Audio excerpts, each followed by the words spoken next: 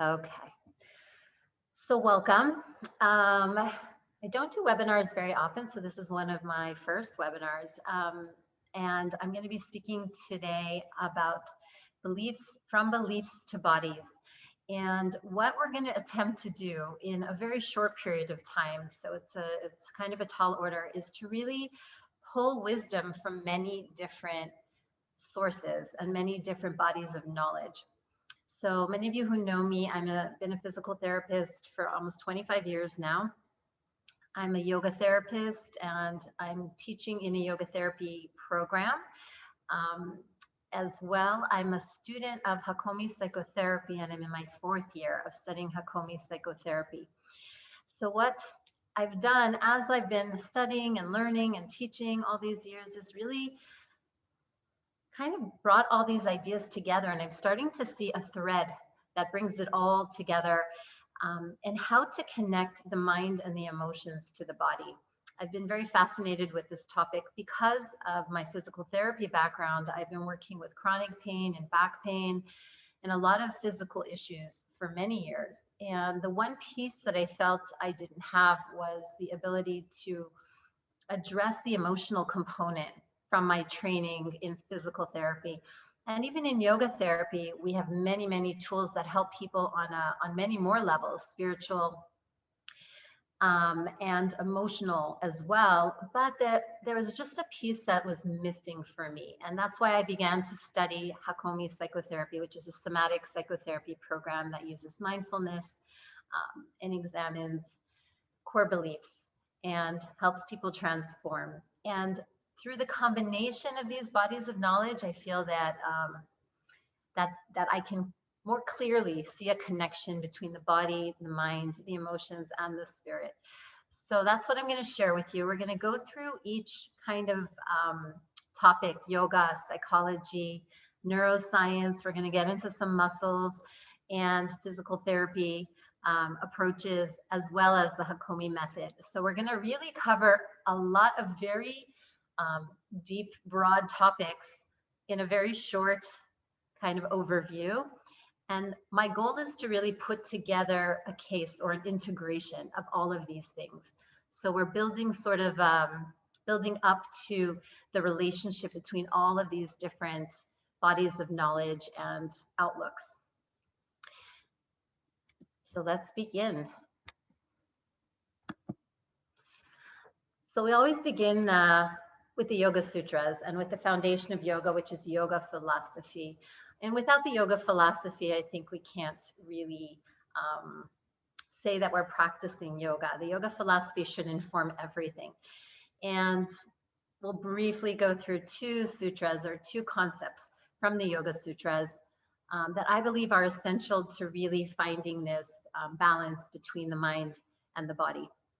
The first is very famous. I think most of us, if you practice yoga, have heard of it, and it's Stiram Sukham Asanam. And no matter how many times I learn this sutra, it's always very enlightening. It's always alive in my practice and in my teaching.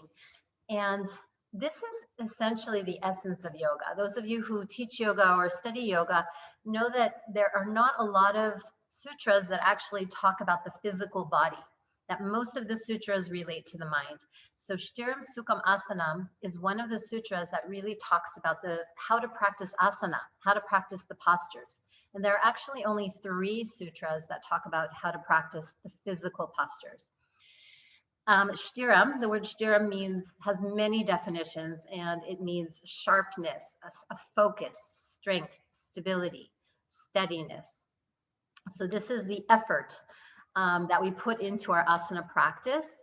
And sukham is the opposite of that, which is ease and flexibility and openness and comfort, sort of a relaxation.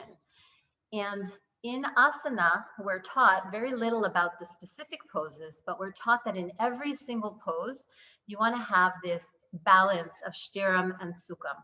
So there's always a balance between effort and ease, how much you're working and how much you're letting go. And so if you're just powering through yoga postures, then you're really only doing the Shtiram part. And in essence, we're not really practicing yoga. Yoga really needs those two components, the balance of the working and the balance of what is relaxing, what is letting go. There's a restfulness. So even in the most challenging pose, where you're holding and you're shaking, the muscles are working very hard. We want to find that sense of ease and relaxation. And conversely, if you're working in a restorative pose or even in Shavasana, we don't want to just be collapsed into the ground. There needs to be a sense of aliveness and awakeness. And so there's always these two components within our practice. And I just took a lovely workshop with someone here in Israel, and she said something very beautiful. She said, it's not what you do, but how you do it. And I believe that that's what yoga is. It doesn't matter what the poses are. And after practicing for so many years, it doesn't really matter what we're going to do, but it's how we do it. And that's why we can practice the same postures over and over again and find something new every time in them. Because that moment where you find the balance of effort and ease is peace. It's called sattva.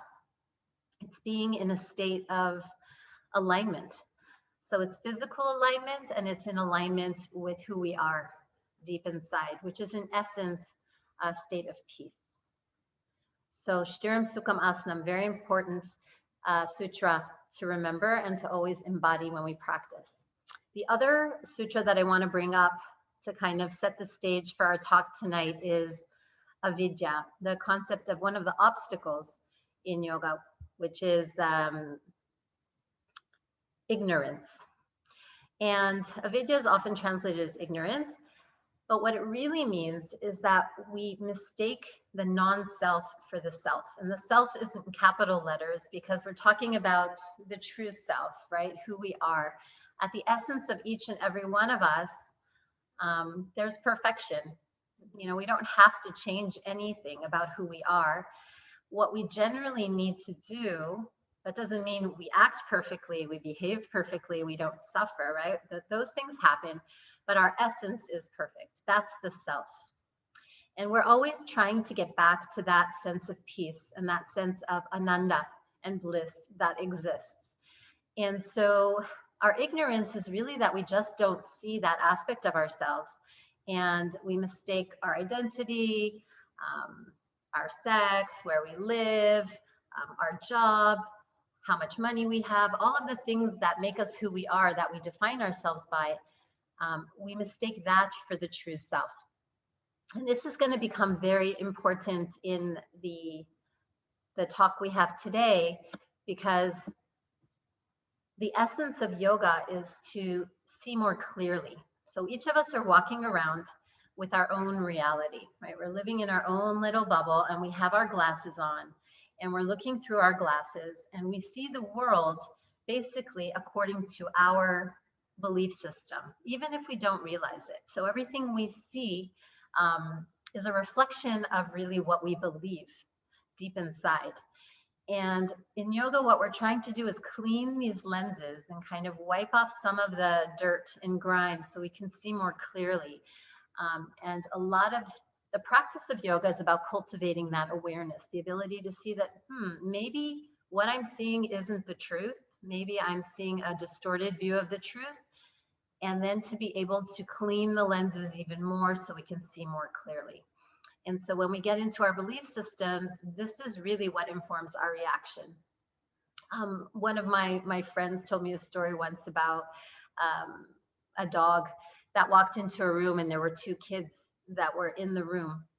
And one child saw the dog and immediately hid behind their parents because they were scared, they were terrified. And the other child ran to the dog and gave it a big hug and kiss and was so excited. And the dog was the same dog, right? Just the dog walked into a room. We don't know about the dog. But what the difference is that these two children had a very different view. One became very afraid and one became very joyful.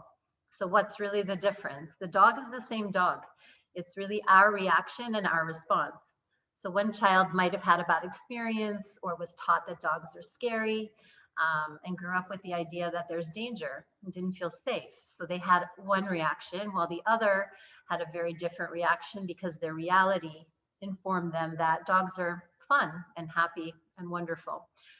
So this is an example of how we really see things as we have been used to seeing them for a long period of time. And the essence of yoga is really finding out those patterns, and if they're not helpful, changing them.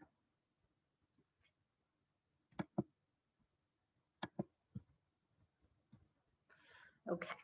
So now we're going to move a little bit into the physical body and generally different types of postures or different shapes that the body can take.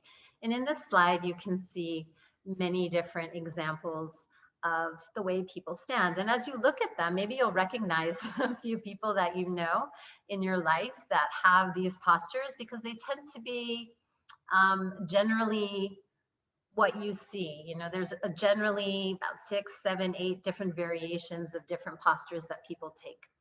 What we're going to focus on in our talk is not all of these postures, but really we're going to look at the extremes. Okay, so we're going to talk a little bit more about the extremes rather than all the things that are in the middle, but just to kind of show you an example of many different ways that we stand. So let's go to the far left. And if you look at the man on the far left, is lazy bones, they call it. What's the feeling you get from that? When you look at that picture, you can see that structurally his head is forward. Okay, he has forward head posture. You can see he's lost the curve in his neck. There's a exaggerated kyphosis. The upper back is rounded. There's an exaggerated lordosis. The low back is overly rounded. But not only that, you can almost notice right away a sense of collapsing. It's almost as if he's just sitting on his joints. There's no energy there. And if you look at kind of the abdomen is protruding a little bit, and you can see how there's weakness, there's no stability or support from the inside, and he's locking his knees and sitting back on the heels.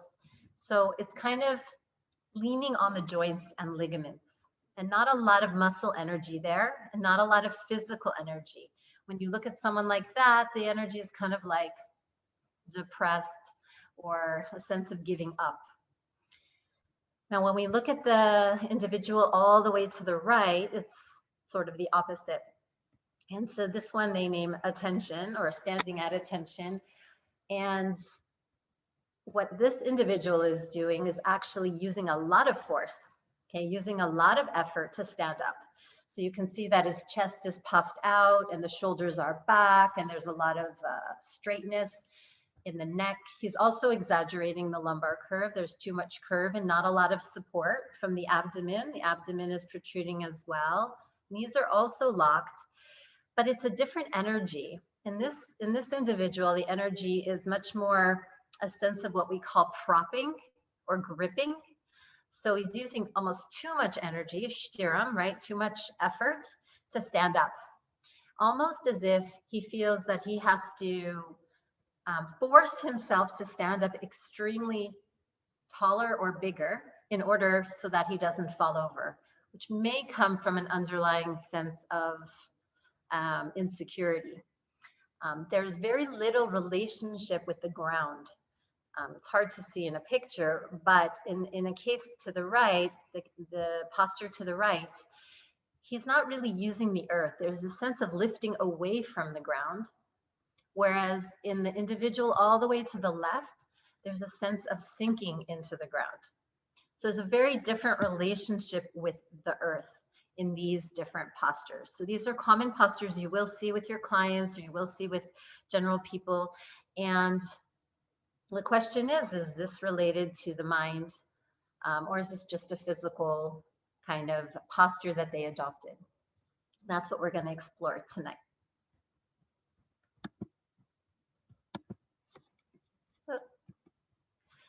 All right, so now we get to the technical side. Like I said, we're going to jump from topic to topic a little bit and build a case of integration. So in physical therapy, there's a man named Janda, and he found that there were different patterns of movement and different muscles that actually tend to be overly tight or overly activated. And there are certain muscles that in general, in most people, tend to be weak or inhibited. So what he saw was patterns of muscles that tend to not be active, and patterns of muscles that tend to be overactive in many individuals. And from my experience in 25 years of seeing bodies and working in physical therapy, I can say that that is what I noticed as well, not knowing about his work until I was introduced to it recently. And I said, I just kind of see the same thing over and over again, that there are certain muscles that tend to be weak and certain muscles that tend to be too tight or overused. And started to kind of put these pictures together in my mind and noticed that if we tend to strengthen the muscles that are weak and lengthen or relax the muscles that are tight and short, generally most people will have relief from pain, or they find more alignment in their body. So in this specific slide, we're looking at the muscles of the low back, the hip, and the knee. We don't have to go through all the muscles, and you won't be tested on this, but I know some of you might be anatomy geeks like myself. So I can't help but kind of go a little bit into the muscles themselves. And so in general, the low back, hip, and knee, and problems relating to the low back, hip, and knee area, you'll see people who will go to the short or tight muscles. Their iliopsoas will tend to be short and tight. Their hamstrings will be short. Adductors, sometimes the pelvic floor can be overly contracted. The thigh muscles, the quadriceps, and the piriformis, which is a deep muscle in the buttocks. And a lot of times this will cause people to have exaggerated lumbar curves. It will cause people to have their feet turning out because the piriformis is tight. And often that ends up putting pressure on the low back, and as well causes problems in the hips and knees because of all these muscles that get tight. If you look at the weak or inhibited muscles, they're the deeper muscles. Okay, so if you know your anatomy, it will help a little bit. But the transversus abdominis, the very, very deep core muscle of the belly, the gluteus medius, which is actually pictured here. I wanted you to kind of see the gluteus medius because it's an important muscle for stability, and it helps keep our balance. It helps keep our hips stable, and it's weak. It's weaker than the gluteus maximus, which tends to be overly active and strong. The gluteus maximus is actually, gluteus maximus is actually the biggest muscle in the body. The gluteus medius is much smaller, but it's very, very important for stability and strength. Other muscles that are weak can be the pelvic floor as well. So the pelvic floor can either be on the weak side or the hyperactive or tight side. And the quadriceps, I know we have it in both categories, but specifically in this one, we're looking at the vastus medialis. The vastus medialis is the medial quadriceps, the inner thigh, and that's the weaker muscle of the leg.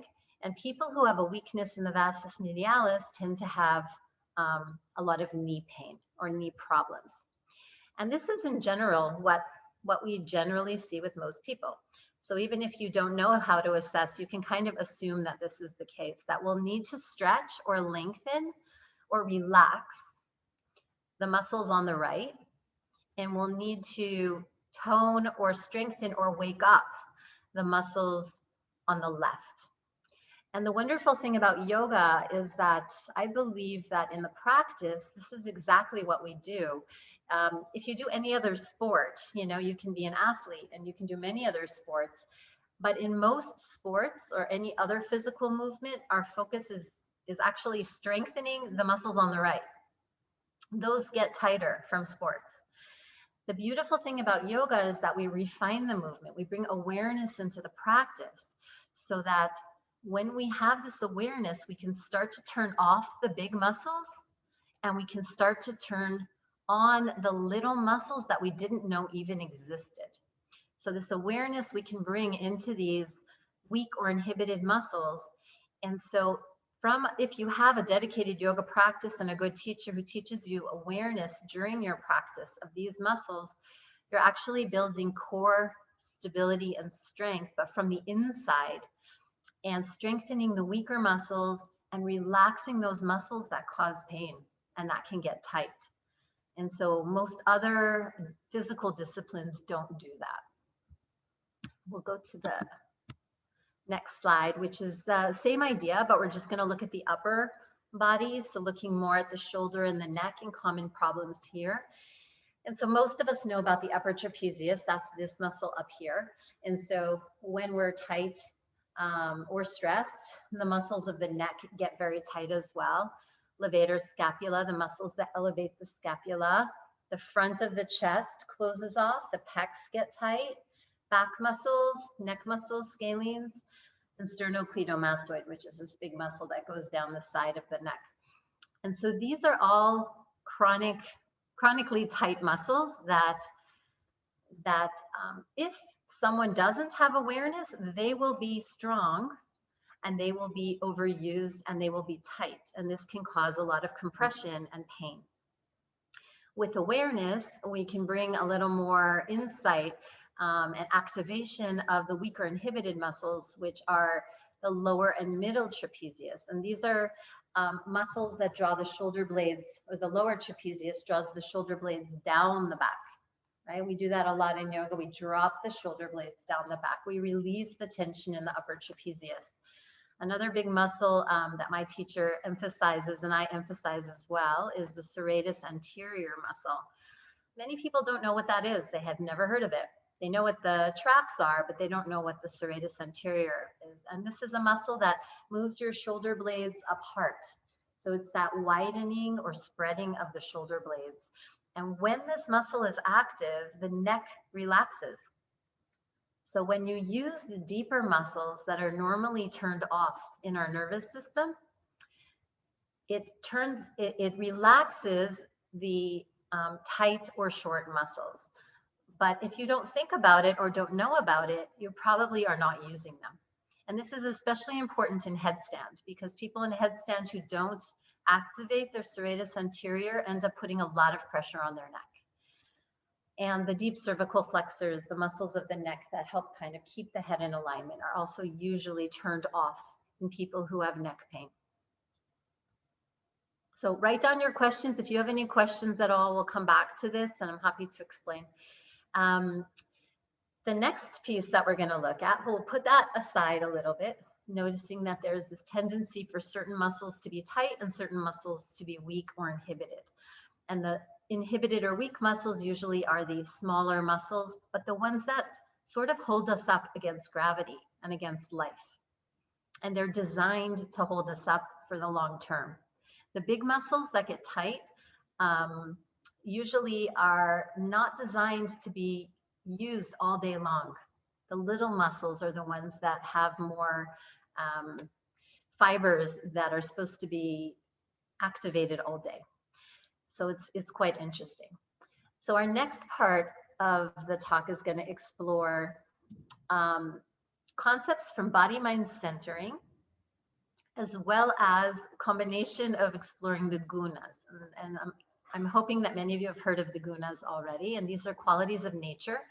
And in the yoga tradition, it's very important that we start to learn about the gunas and different qualities, because in general, what we're aiming for is a balance, a sense of sattva, which means that we're in a state of balance. And the first slide will show you a definition that I wrote about tamas, or collapse. Now, in body-mind centering, there's three kind of qualities of relationship to the ground. Collapse is the first. The second is prop. And the third is yield. Okay, I'll repeat them again. The first is collapse. The second is prop.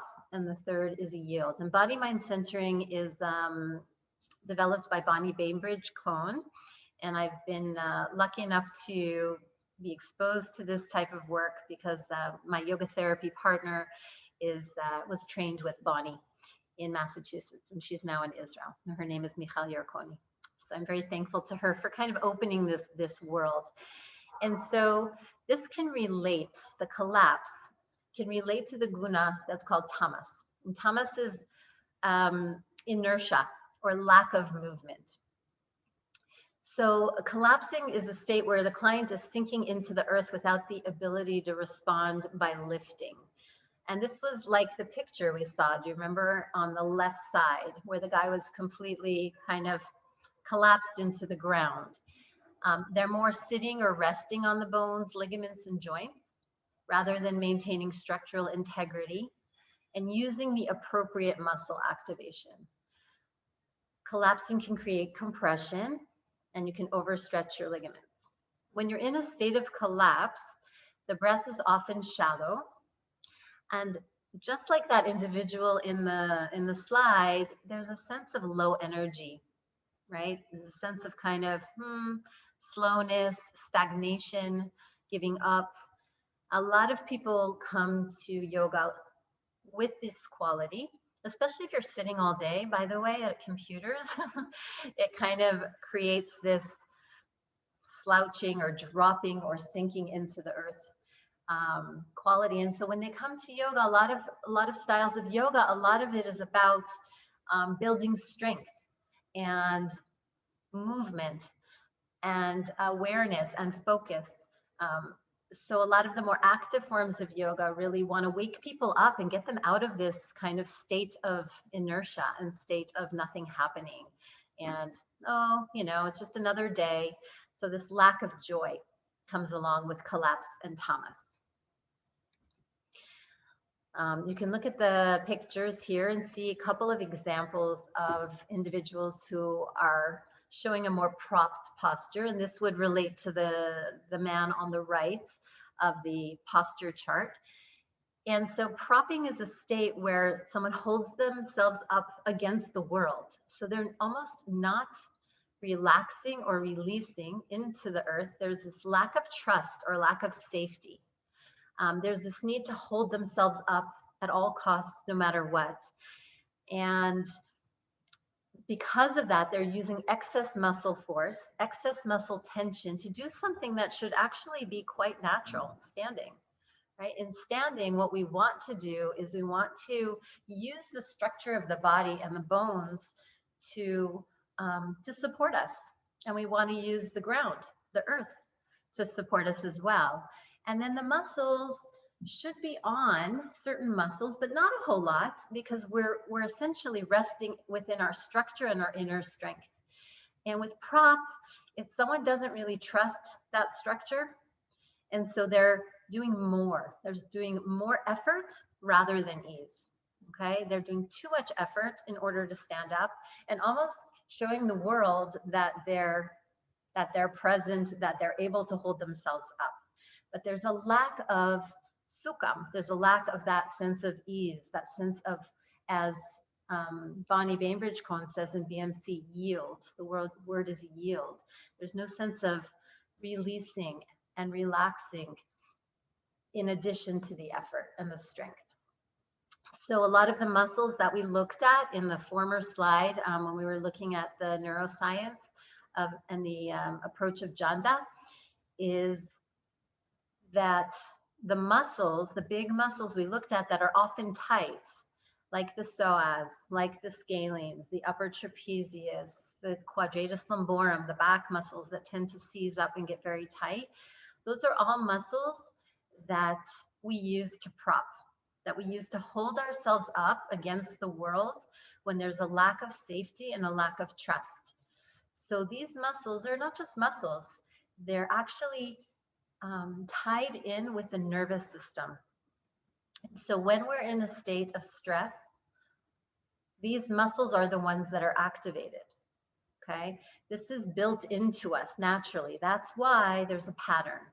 So when there's stress or tension or lack of safety, even if on the outside everything might be fine, if someone on the inside feels safe or in danger, maybe they're at their workplace and they just don't feel comfortable and they feel threatened by their boss, They can be acting normal, but on the inside, the muscles get very tight. And the muscles that get tight are the muscles that are designed to protect us from real danger, like being eaten by a bear or being chased by a tiger. Then it's appropriate for these muscles to be activated. But a lot of us have these muscles working all day, every day, and we don't even know it.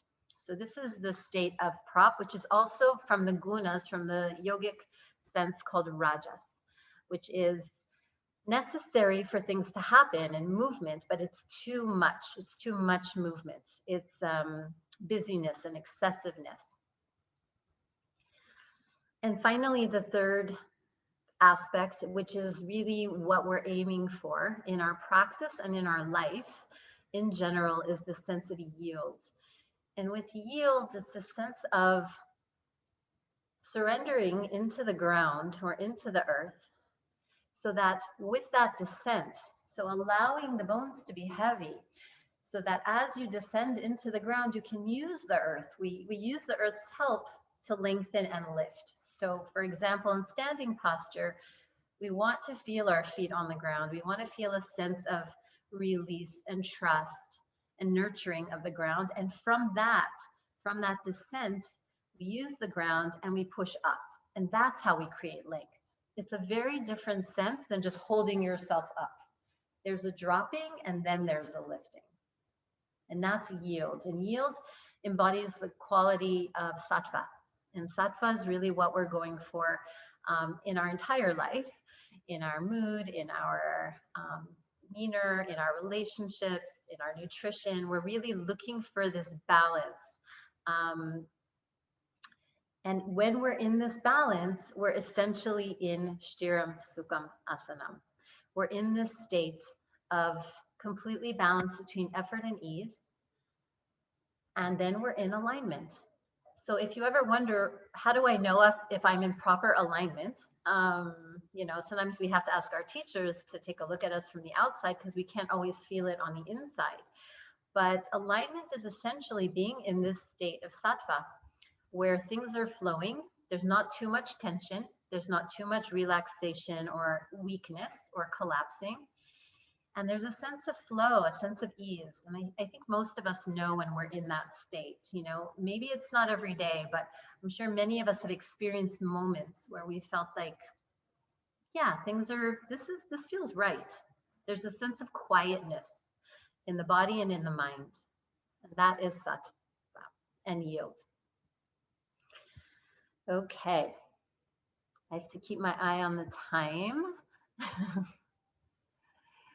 So we're going to switch gears a little bit. That sets the stage a little bit for the yoga philosophy, understanding neuroscience and muscular patterns, different postures, and also how it relates to this concept of prop, yield, and collapse. Now we're going to move a little bit into the realm of psychology, and I think it's really important to really set the stage to understand psychology a bit, and I'm just going to go through it very briefly. But what I wanted to bring to light here is the emergence of humanistic psychology as a response to Freud and to behaviorist theories. So in the beginning in psychology, really Freud was sort of the founder or the first who came out with concepts and ideas about human nature and what drives us. And in those ideas, his main philosophy was that our lower urges drive us and they affect our behavior. So our subconscious urges drive our behavior. In behaviorist theories, they did a lot of experiments where they looked at human behavior, and so cause and effect. And as a response to these two approaches, humanistic psychology emerged, which said, well, hey, aren't we a little more than just our urges? And aren't we just a little more than cause and effect? Like if you ring a bell and then I salivate, is that, it's reducing humans to kind of machines in a way. And so this humanistic psychology came about and basically assumed that humans are good and are motivated to achieve their highest potential. And this was a new concept, but to say that that's our nature, that we're not just driven by, sexual impulses or anger or jealousy, but that if we're left to our own devices, that basically we do want to self-actualize, we do want to progress in life. And this to me is very yogic. When I learned this in my courses that I was taking, I was like, wait, this is yoga. This is understanding that we're basically good, that we do want to evolve, and we have some limitations. We have some patterns that might be destructive. We have some beliefs that might not be helpful for us in life. But that's not who we are in our essence. And so in the humanistic psychology, each client is looked at from this perspective, which is also how we look at people in yoga therapy. We really approach them with this sense of them being already perfect, even if they're imperfect, and just looking at ways to take away or help them transform habits that might not be helping them achieve their highest potential. One thing about the humanistic psychology approach is that it stresses the importance of your subjective reality as a guide to behavior. So it also sees, just like in the Yoga Sutras, just like in yoga philosophy, it's aware that our reality is what drives our behavior and our choices in life. And this reality is based on our own view of the world, and it's our glasses that we're seeing the world through. So very similar to yogic philosophy. Now, as part of the humanistic approach, Carl Rogers came out. And when I read about Carl Rogers, I was like, wow, this to me is kind of the foundation of yoga therapy and how we also want to work with clients and see clients. And he was very, very focused on how people see the world and how they interpret things and how they create what they want to see based on their personal needs. And we'll get into that a little bit more as we go on. What people do is they see something happening, just like the dog who walked into the room. A dog walks into the room, and then we attach meaning to them. So the dog didn't have an agenda. The dog just kind of walked into the room. But the child attached meaning to the dog's presence being there. And I don't know about you, but in my life, sometimes someone will say something or do something, and I will attach meaning to it. And it may cause me to be upset or angry or hurt. And it's possible that maybe when they said what they said or when they did what they did, that wasn't the intention at all. But based on my perception of the world, I attach a certain meaning to that action. And that creates an entirely different outcome than someone else who might have a very different response. And this is where we start to get into difficulties in life. Also, Rogers developed client-centered therapy, which is brilliant. Before the client would sort of sit and talk, and the therapist would write down, what their thoughts were and kind of make decisions about them. But in this work, really, it puts the client in the seat as the most important thing, and also viewed from a good light, not from a negative light that they're already damaged and have, base desires, but rather that in order to get a good effect when you work with people, that you need to have a sense of genuineness, that you're sitting with this person and you're with them fully present. Another very yogic concept, right? Being completely present with what is. And unconditional positive regard, seeing them as this whole being whose ultimate goal is to self-actualize and to be empathic and to understand. So not to take sides, not to be judgmental, but to observe. And the last sentence here on this slide is a quote from Carl Rogers. And when people are in this state, when you're with a therapist or someone who is actively listening and there with you, just their presence can be healing. And I'm sure most of us have had that experience. And it's because of these qualities. Okay, so now we're briefly just gonna talk very briefly about the principles in Hakomi psychotherapy so you understand that this style of therapy is rooted in these 6 principles that are listed here. The first is organicity, and this will all start to sound familiar because just like we said in the beginning, the idea is that people are always trying to change for the better, and that if we can just get out of our own way or help people get out of their own way and create the right conditions, that they will heal organically. This is a very yogic concept, right? It's not that we're trying to change people. It's very different than modern medicine where you're, you go to a doctor, you have a problem and they tell you what's wrong and then they tell you what to do or what to take to fix it. And frankly, it's like this in physical therapy as well. I was trained to be the expert, to diagnose, to decide what's wrong, and then to give them exercises or treatment to make it better. And in the process of Hakomi, just like in the process of yoga therapy, that is not what we're doing. What we're doing is we're providing the conditions so the person can heal organically. And so it's very much a partnership. It's not about me telling someone what's wrong with them, but me allowing them to maybe see their patterns so that they can change naturally. It's a very different energy. The other quality is mindfulness. So we really work with awareness and not efforting too much. So this is very much like Stiram Sukham Asanam. We're not trying to force change. We're trying to bring awareness into what's happening, what's going on now. How does that feel in your body? And really bringing people's attention back to what's happening.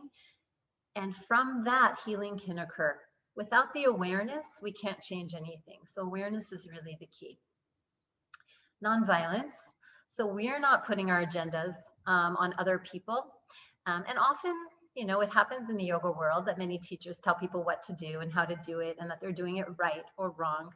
But in the case of yoga therapy or when we're working on healing people, it should be very nonviolent, actually. And so having an agenda or moving a session in a certain direction because you feel it's correct is a form of violence. And so we really want to try to be as peaceful and as kind and empathetic as possible and allow what's happening to happen. So a lot of observing and a lot of nonviolence.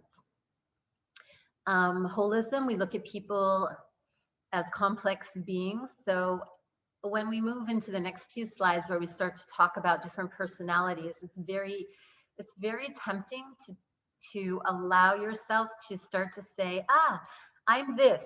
I'm this personality, or my husband is this personality, and to start to pigeonhole people into very small categories. And I want to caution you about doing that because we're all very complex. And so it's not that we fit exactly into one, but these are, we're a complex system, and we've figured out ways to be in the world so that we survive. And so we might use many strategies, not just one. Okay, so watch out about judging or labeling or diagnosing anyone. And unity, which is very much a yogic concept as well, that we're all connected. And I think through this corona period, we see how connected we are. We're really can't live without the other, and we're so interrelated.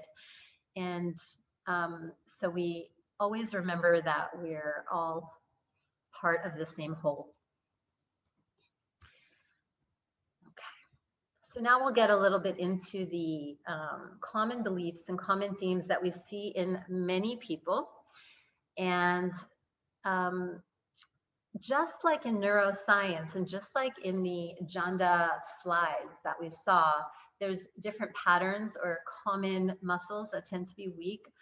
We've noticed through time that there are very similar themes in all people, that people generally have similar core beliefs that lead their lives, or similar themes that keep coming up again and again in people's lives. And there are not that many of them. They really can be reduced to a few major concepts. Generally, people need to feel safe, that they're not in danger. That's number one. Safety. They need to feel that they matter, that they're worthy, that they're loved, that they can trust, and that they're seen. These are very, very basic needs that we all have, that, nobody is exempt from these. And if you look through the list of common core beliefs, there's often a sense of someone maybe feeling that they don't have a place. There's no space for them in the world. And this might be someone who grew up in a family, a very large family where there were a lot of kids, and they were maybe lost in the shuffle and didn't get a lot of attention.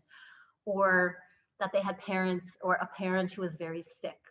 And so all the focus was on the parent who was sick, and the child really had to raise themselves emotionally. And they might have this belief about the world, that there's no place for them. There's beliefs that the world is dangerous, that it's not safe, so they can't trust anyone. So they always have to be hyper vigilant, that they're not seen, that they're not important, that they're unworthy or damaged, that something is wrong with them. These are all beliefs that we're not always aware of them, but they inform and affect every single choice in our life and every decision we make. And unless we kind of go deep and find out what they are, we really can't change them.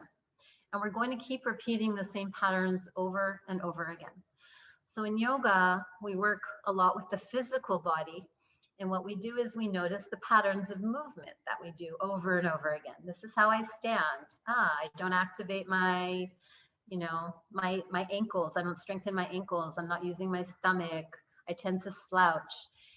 And you wouldn't know that unless someone pointed that out to you. And also, if you don't do something about it, it won't change. It will only get worse. Similarly, the same thing works with the mind, that these deep-rooted beliefs may not be obvious to us, but once we start to become aware and we uncover them, instead of seeing them as something bad or negative, it's important to look at them as a strategy, okay? That this is how I managed to build my construct of the world so that I could survive and be as healthy as possible. So these beliefs or these strategies are very good. They're defense mechanisms that were helpful, that they helped you maybe navigate a difficult period in your life or a difficult childhood and helped you become the best person you can. The only problem is that they may not be useful anymore. They might have been essential when you were a baby or a toddler, or you were helpless and you were crying, in your crib at night, and nobody was coming to you with a bottle or food. You might have had to learn to soothe yourself, right? But when you're older, this may not necessarily be the most helpful strategy. And so then we look at ways of transforming that, but without this negativity or judgment. And so the themes listed here, that my needs are taken care of, I'm safe, I'm seen, I matter, I'm loved, my boundaries are respected, right? Very important.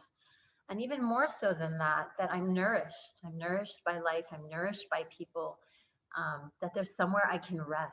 These are themes that I've noticed, and there are others. These are not the only themes, but these are some of the very common themes that I've noticed keep coming up over and over again in all clients. And so even if you're a yoga teacher or a yoga therapist or a physical therapist or a psychologist or anything, you're going to encounter individuals who will have these core beliefs. And being able to recognize them will really help in the impact you have on their life and their healing process. So it's important to be aware of them. All right. So we're making it through to sort of characters or character strategies. And so this brings us to, there's 8 basic personality types that are brought forth in Hakomi. And we won't have time in the short time we have together to go through each and every one, but they are on these slides. And what in Hakomi therapy, they identified basically 8 main strategies that people develop over time in order to deal with a wound that they might have experienced at different times in their life. So certain wounds might have happened at a very, very young age, which are pre-verbal, before you even, are able to speak or understand, and some a little bit later on in early childhood. But at every stage when you were developing, if something happened that affected your belief system, then you possibly chose one of these 8 strategies to deal with it. And so they're not, again, bad things. They're just ways of navigating through life and getting our needs met. They're ways of surviving. So we need to be thankful. At the same time, they may not be helpful for us anymore. So we'll just talk about a couple of the personality types, because what I want to get into is really just the concept of how the mind and our beliefs affect our physical body. So the first one, the first idea is sensitive withdrawn, it's called, the first personality type. And so this is one possible response that a child can take if their needs were not met, or they were not seen or noticed as a child. So for example, like a baby, like I said, or a young child is crying, and in general, when they cry, no one pays attention. Okay, nobody comes to them and picks them up and asks them, how are you? Oh, you're sad, what's wrong? Maybe the parents are busy, maybe, there are a lot of kids in the house and they didn't really notice them, or maybe they just were neglected as children and really not paid attention to, or, people were busy with other things. Whatever the reason, if their needs weren't met and they cried and they tried to, call for help, and the help did not come in whatever way, one of the strategies is to say, well, they're not going to come. So what's the point? I'm going to just, nobody's going to pay attention to me, so I might as well just disappear or kind of become invisible. So it's a way of sort of protecting themselves. And so in that strategy, they're going to minimize self-expression, be very quiet or shy, very introverted, kind of like to be alone, and also escaping into fantasies or thoughts or computers or Facebook, things that kind of give us the ability to zone out of reality, to not be in contact with reality, because reality is painful, because there's no one there for me. The core belief here is that nobody is there. So I'm just going to give up. I'm going to disappear. I'm going to withdraw myself because I'm not getting what I need. Now, there are other strategies to this same exact problem.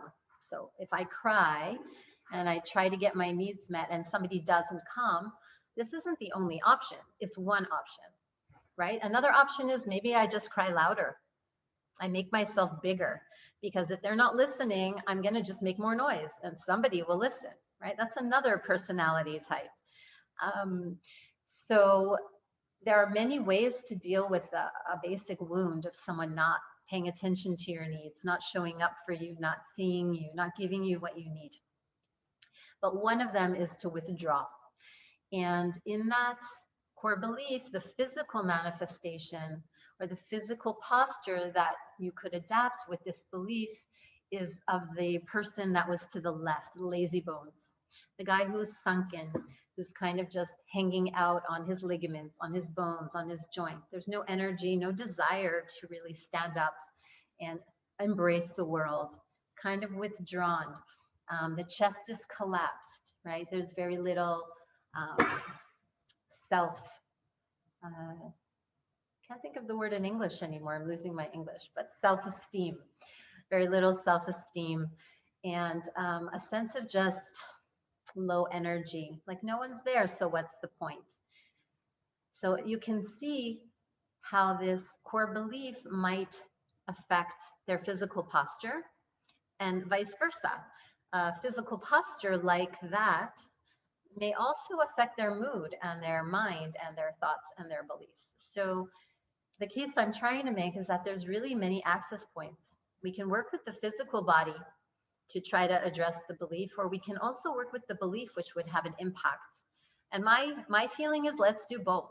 Let's work on both. Let's recognize the core belief and recognize the physical manifestation and work on both. So for someone who has this type of posture or this type of condition, the idea would be to really give them a relationship to the earth, right? To start to build strength, to start to build energy, to teach them how to activate their muscles, how to lift. And so they'll need to develop some trust in the ground, and they'll need to develop some trust in themselves. But all of this can happen at the same time. So that's one example of a personality type that's responding to their needs not being met when they're young. Another one that I want to emphasize for this talk, just so we don't run out of time, is self-reliant or independent. So this person, let's say, is the same child who didn't get their needs met, cried and cried and cried, and nobody came. And so instead of just withdrawing and kind of giving up and saying, well, no one's coming, so I'm just gonna go into my own world, they said, well, fine, no one's there for me. Well, I'm gonna do it myself. And they maybe climbed out of their crib and got themselves something to drink or to eat. And they maybe, didn't have someone taking care of them. So they went out and found someone who might be their best friend and developed a support network on their own. So as a response to not having anyone to trust or to rely on, or nobody taking care of them, they decided, you know what, it's just not there. I'm going to take care of myself, which is also a very positive strategy, and it's a very good strategy. Now, often these are people that are very successful in life, get a lot done, but they do it themselves. So they're very productive. They have a lot of resources. They figure out ways to make things work. They can be very independent. They can do very well in their professions. But there's a price, right? There's a price of not trusting anyone, not letting anyone in, maintaining this hard outer shell.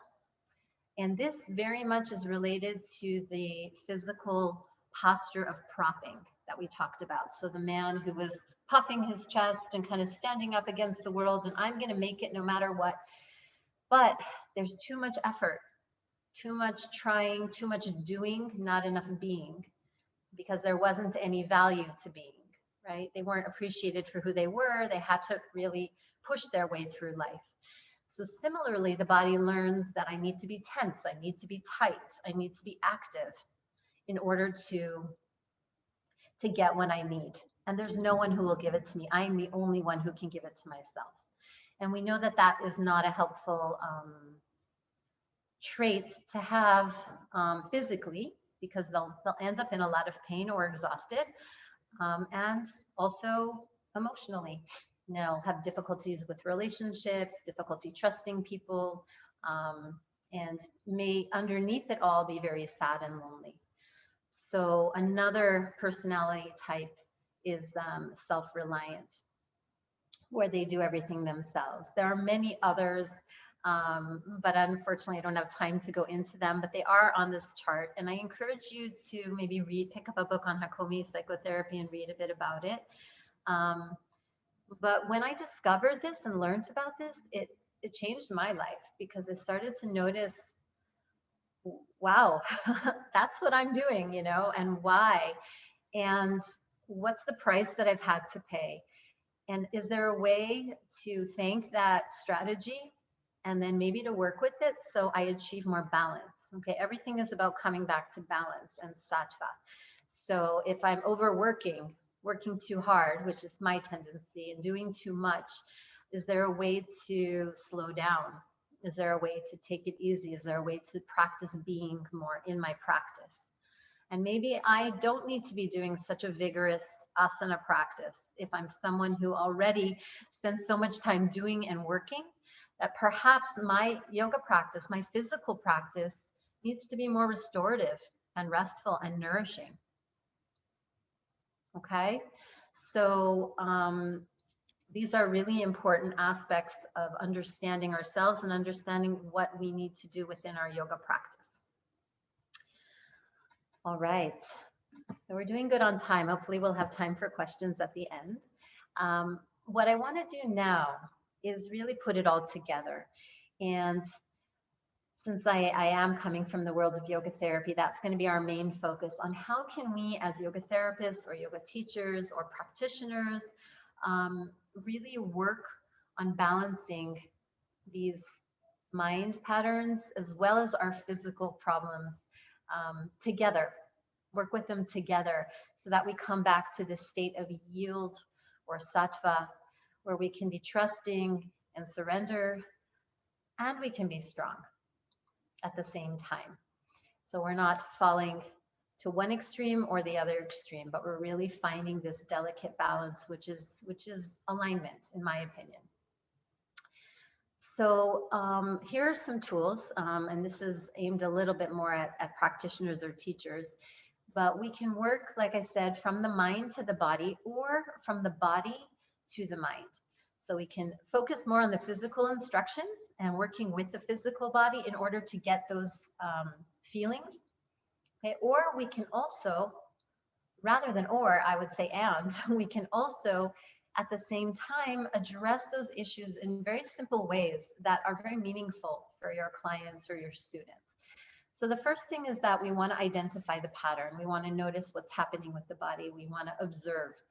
And we can decide what we want to work on. Do we want to approach it from the physical and start kind of with building through the physical body, or do we want to start by working through the mental or emotional body and see its effect on the physical body? We want to start to be able to use language or words or even just a general feeling of the relationship to heal from these core beliefs. So if someone, for example, is self-reliant and has developed this hard shell and this sense of propping and holding themselves up against the world, then we might want to give them the ability to rest. We might want to say, I'm here for you.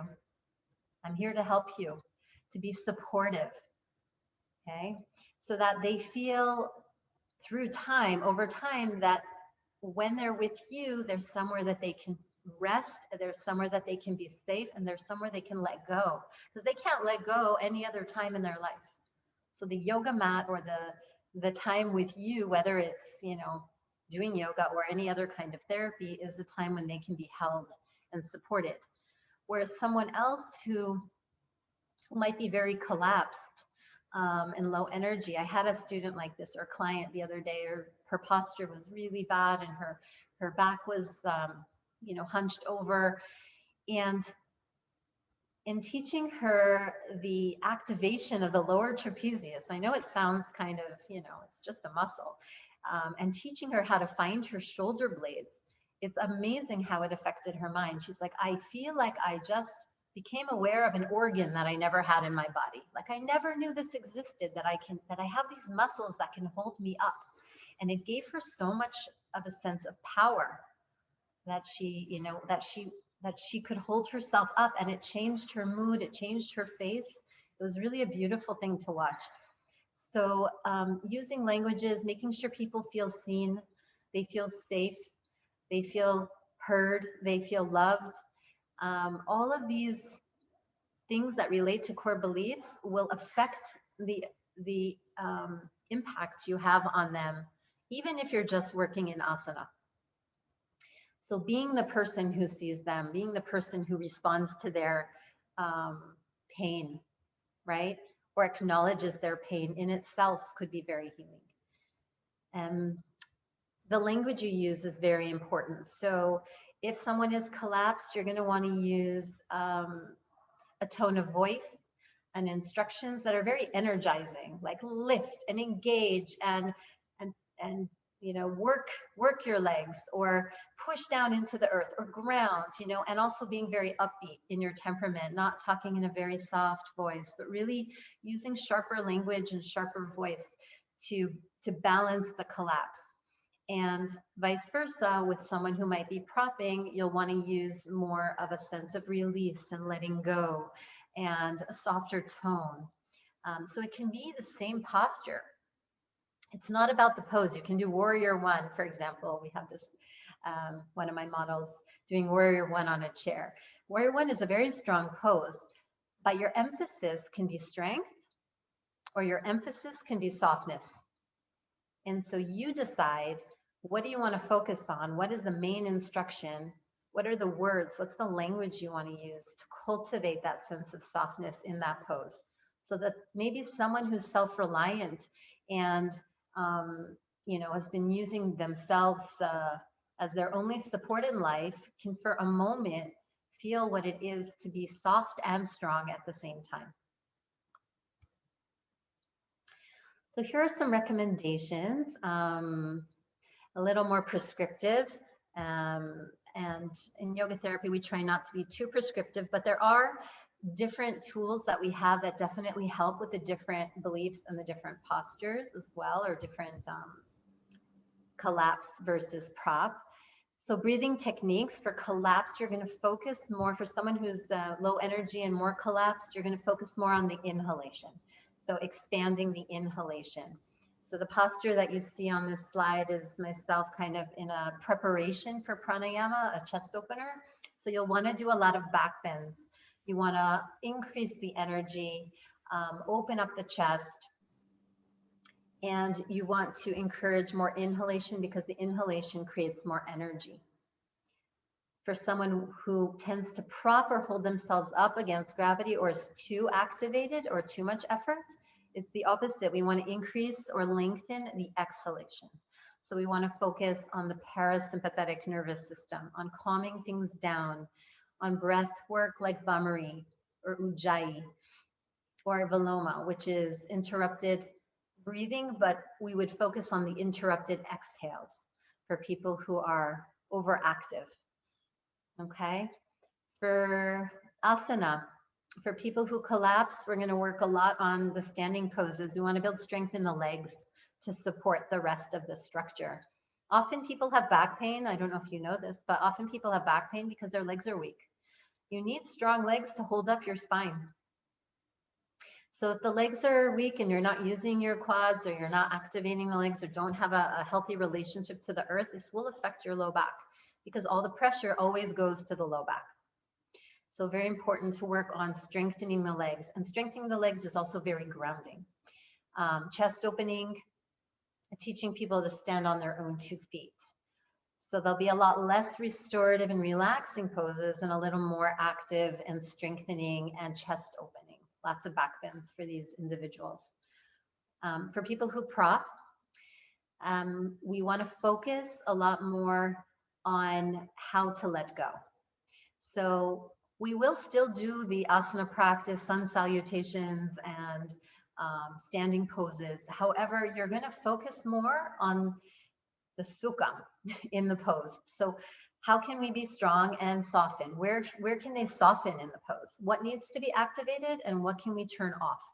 And this is really the art of yoga, the discernment between what to activate and what to let go of.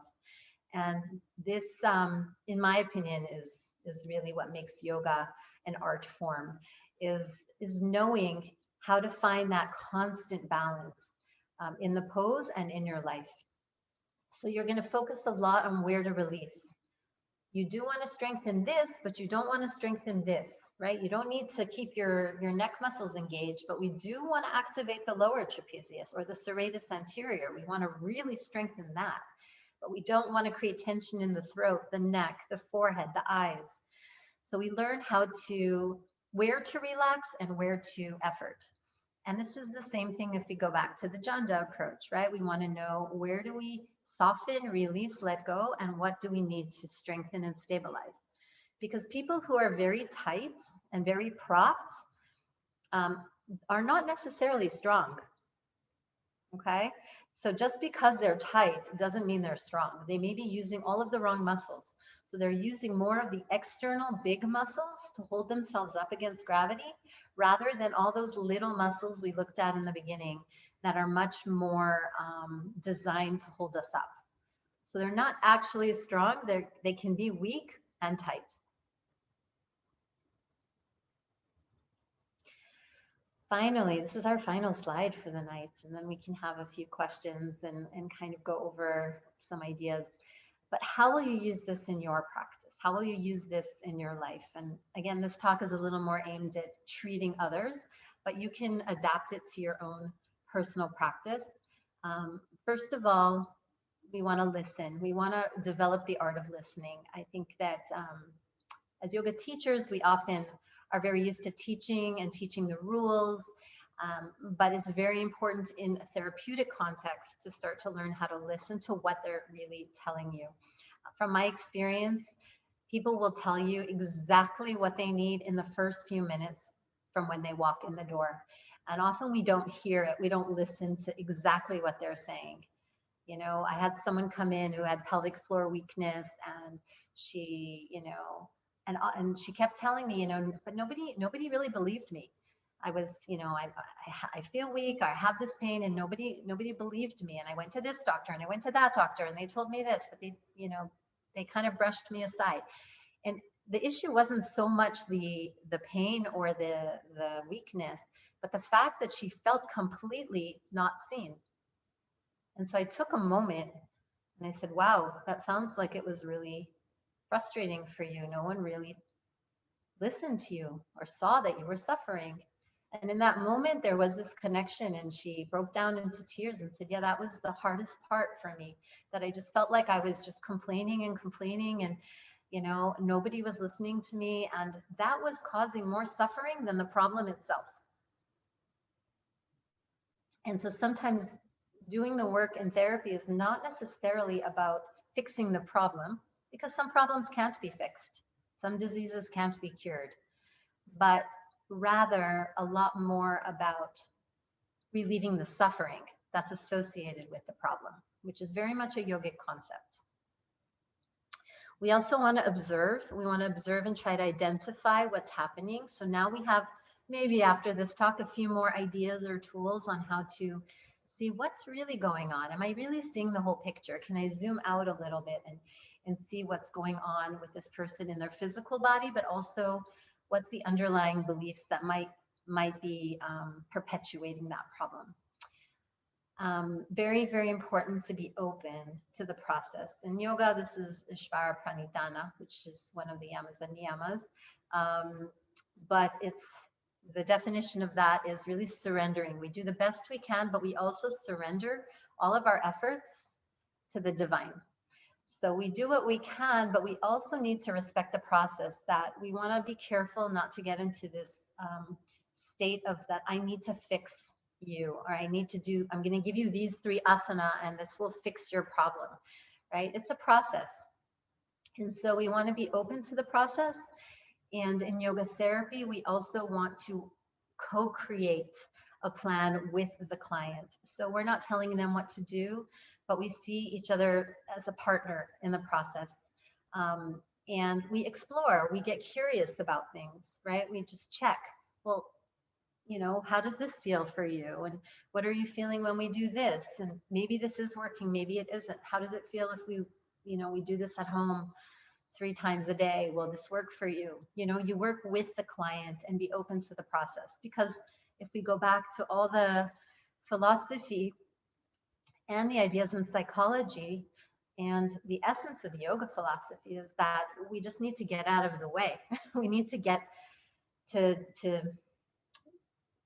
break the patterns that are not helping, but that everyone naturally wants to heal, emotionally, physically, and spiritually. A really good example on a physical note is scoliosis. I've seen this time and time again. It's not so much about bending or twisting them in different positions, but if we can just release what's tight and strengthen what's weak, and kind of release the barriers to the spine being straight, the spine will want to work itself out. It's always seeking balance. That's why we have scoliosis in the first place, right? Scoliosis is a curve that goes from here and then kind of balances itself out naturally. So the body is always trying to be in balance, and it will do what it has to find that balance. So sometimes what we need to do is just get out of our own way or teach people how to remove the obstacles that are preventing the healing process. And finally, and most importantly, is really to always see the clients and see your students and see yourself as you would like to see yourself, which is perfect and whole and complete. You know, with a few things that may not be working for you or may cause pain and suffering, but that ultimately, everything is okay. And if you kind of can sit in that space of looking at someone from that perspective, then no matter what they say or do, no matter if they're aggressive or, you know, obstinate or resist you or, you know, any kind of behavior you encounter, it will not affect you and it will heal them in the process. If you can really witness them and be there for them as the perfect human that they are. And we need to always try to come back to that. And the only way really to do that is through our own practice. It's through really embodying that ourselves. And without our own practice, without our own experience of that perfection, even if it's fleeting, it's very hard to do that with somebody else. So that's our responsibility for ourselves. So the final slide is really just my contact information, but I have a couple books out. So Yoga for Happy Back and Scoliosis, Yoga Therapy and the Art of Letting Go. You're welcome to email me with any questions. We do have time for some questions, and we can open up and unmute ourselves and kind of have a little discussion now, and I'll stop the recording so you won't be recorded. But you can also feel free to email me with questions anytime. And I do have some courses online that are available to you, some for free and some at a cost. And so if you're interested, you can always go to my website, happybackyoga.com. So I'm gonna unshare the screen right now. Stop the share. And I will stop recording. I just want to thank you for joining me. And this has been something that I've been building over the years and kind of finally had the courage to kind of put together and bring to the world. And I hope to do more and more as I get deeper into my Hakomi studies. So thank you for being here and sharing this with me. So I'm gonna stop the recording.